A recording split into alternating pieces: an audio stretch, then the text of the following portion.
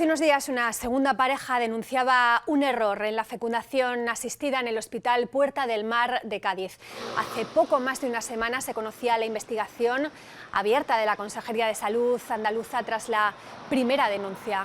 Unos progenitores descubrieron que el padre del bebé no era realmente el padre biológico.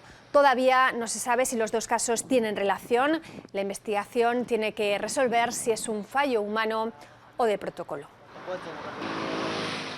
Y queremos saber qué protocolo existe para evitar estas situaciones. Estamos en directo desde el Centro Extremeño de Reproducción Humana Asistida. Ana Lara. Sí, pues existe un protocolo muy exhaustivo para que todo el proceso se desarrolle correctamente y tiene además unos tiempos muy marcados. Para que entiendan esta exhaustividad, en este momento teníamos prevista una entrevista con el jefe de ginecología del CERA, del Centro Extremeño de Reproducción Humana Asistida, con Francisco Malpartida, y no ha sido posible porque en este momento justo hemos estado hablando con él y está en quirófano. Hay 3 mujeres que están recibiendo tratamiento y nos ha explicado que los ovocitos se tienen que introducir en la mujer justo a una hora concreta y que por eso posiblemente no podría estar en este momento. De cualquier forma, sí que podemos avanzar que para ser partícipe de este centro, para aquellas mujeres que quieran tener acceso a los tratamientos, hay de entrada unos requisitos previos. En el momento del inicio del estudio, las mujeres deben ser mayores de 18 años y menores de 40. La edad media en la que las mujeres asisten a estos centros para recibir tratamiento se sitúa entre los 35 y los 40 años. Tampoco pueden tener ningún hijo previo y en caso de que acudan en pareja, que no tengan un hijo en común y tampoco estar en una lista de espera de reproducción asistida de otro centro público nacional. Como decimos, en los últimos años la asistencia a estos centros se está incrementando y aquí luchan para lograr que las mujeres consigan quedarse embarazadas. Gracias, Ana. Pues no tenemos la entrevista con el director, pero todo sea por una buena causa y que termine en éxito esta intervención. Pues precisamente para acompañar a estas mujeres que están pasando por un diagnóstico de infertilidad o están recibiendo algún tipo de tratamiento para ser madres, nació en 2014 la asociación Red Infértiles. Elena Fernández es su presidenta. Elena, buenos días. Hola, buenos días. Elena, ¿es la soledad el peor de los problemas en este proceso largo al que se enfrentan muchas mujeres? Bueno, no sé si es el peor de los problemas, pero desde luego la soledad es un factor muy importante en todos los pacientes con infertilidad. Ten en cuenta que la infertilidad es una enfermedad que a día de hoy sigue siendo muy desconocida y tiene muchos tabús alrededor. Y esto implica que los pacientes vivan esta enfermedad en silencio, sin compartir. Es una enfermedad larga, todos creemos que alguien tiene un problema para tener un hijo y va a una clínica de reproducción asistida y se queda embarazada, pero esto no es así.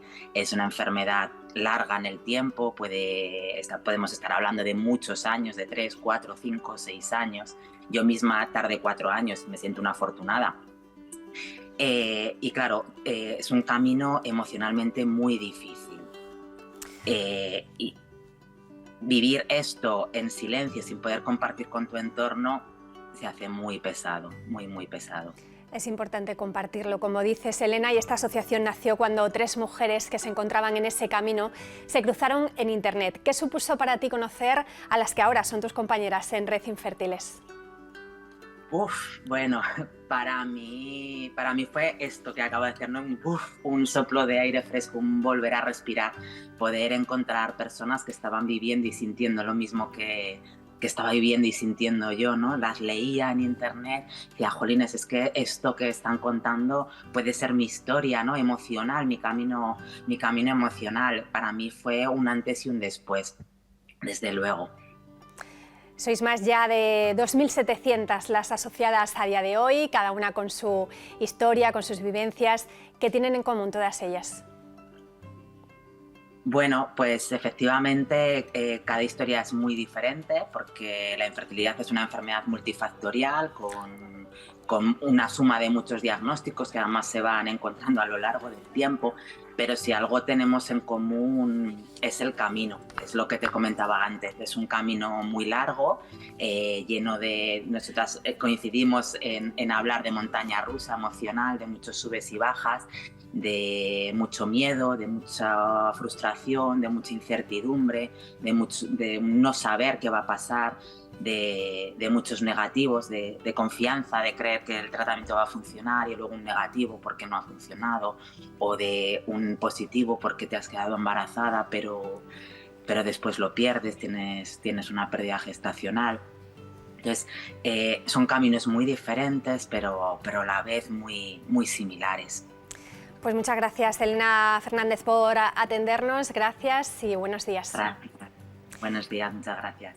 Importantísima la labor que realizan desde asociaciones como la de ella. Y precisamente vamos a seguir hablando de este tema porque teníamos prevista una entrevista con Francisco García Malpartida, que es el director del Centro de Reproducción Humana y Asistida, y nos atiende en este momento, estaba en una intervención, como decimos, y ya está con nosotros en directo. Francisco García, buenos días, doctor.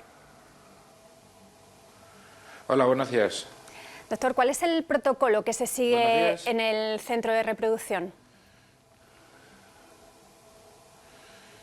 Protocolo acerca de... Sí, hablábamos podemos hacer inseminaciones, podemos hacer fecundación in vitro, Eso es, para introducir la noticia hablábamos de algunos casos que habían llamado la atención hace unas semanas de posibles errores que habían ocurrido en Andalucía.